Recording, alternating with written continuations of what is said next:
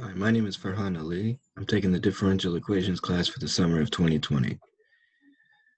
Let's start with problem one. A man-made lake initially contains 200 gallons of water with 50 pounds of chemical dissolved into it. A solution containing 3 pounds per gallon of chemical runs into the lake at a rate of 4 gallons per minute, and the well-mixed solution runs out of the lake at a rate of 4 gallons per minute. What is the maximum amount of chemical ever in the lake? We need to find out three different things. First, we need to set up our differential equation, modeling the amount of chemical in the lake at any time.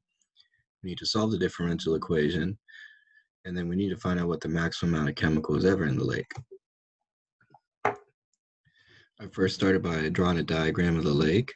It has 50 pounds of chemical already dissolved in it, 200 gallons of water. Our input was 3 pounds per gallon of chemical, and it discharges in at a rate of 4 gallons per minute.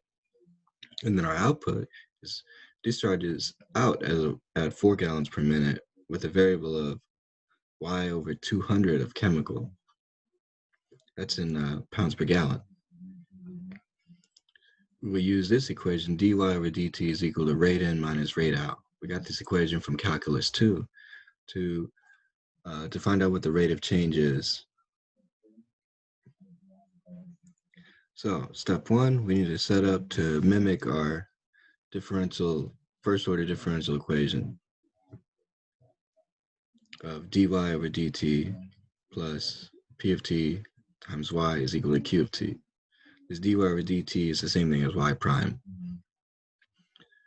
So we have our dy over dt is equal to our rate in, which is 3 pounds per gallon times 4 gallons per minute, minus our y over 200 times 4 gallons per minute. So this is our rate in minus our rate out.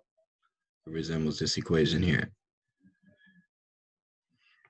We can multiply it out. We got dy over dt is equal to 12 minus 4y over 200. We can reduce 4 over 200 to 1 over 50, which we're left with dy over dt is equal to 12 minus y over 50. This will tell us our rate of change of the chemical in the lake. Now we can set up our first order differential equation so we can solve it.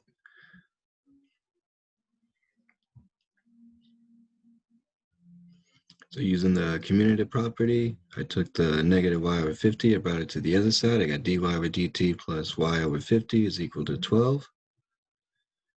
We need to solve for mu. To solve for mu, we need p of t. In this case, it's going to be 1 over 50. And we take that as a power to e. And we take the integral. So we have e to the integral of 1 over 50 with respect to dt. And that becomes e to the power of t over 50. Now we multiply mu across the whole equation. We get this line here. And then we can jump to step 4, which is integrating both sides. We take the left-hand side. We notice it's just a reverse product rule, and you end up with this. If I were to take the derivative of this, I should get this equation here again to confirm that it was a product rule. On the right-hand side, I take the integral of 12 times e to the power of t over 50. I let u equal t over 50, and then du becomes 1 over 50 dt. dt is now 50 times du.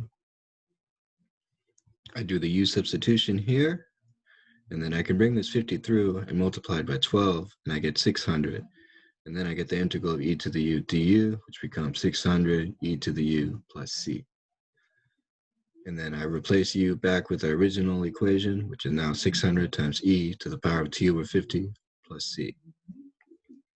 Now, step 5 is to isolate y.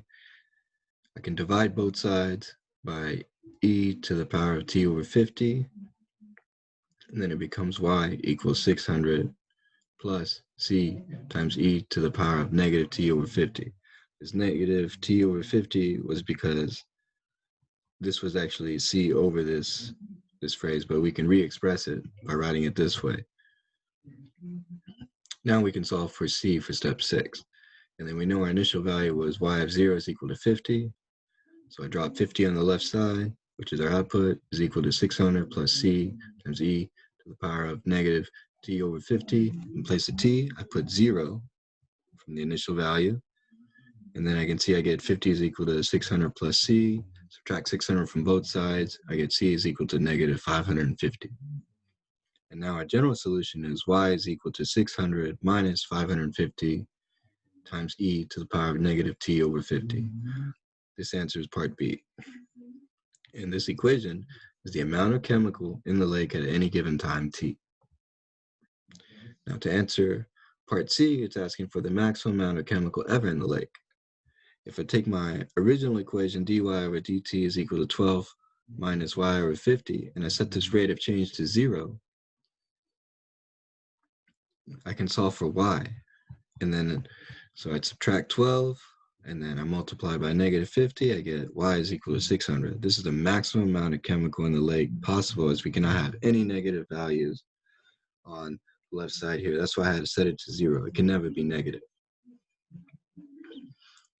So to answer the question, the 600 pounds of chemical is the maximum amount of chemical ever in the lake possible, as we cannot have any negative values.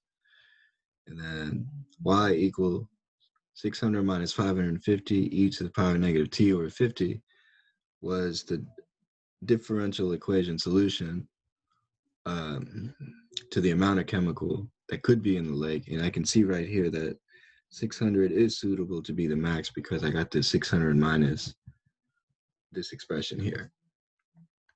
So there's a couple of ways you can deduce that 600 pounds is the max.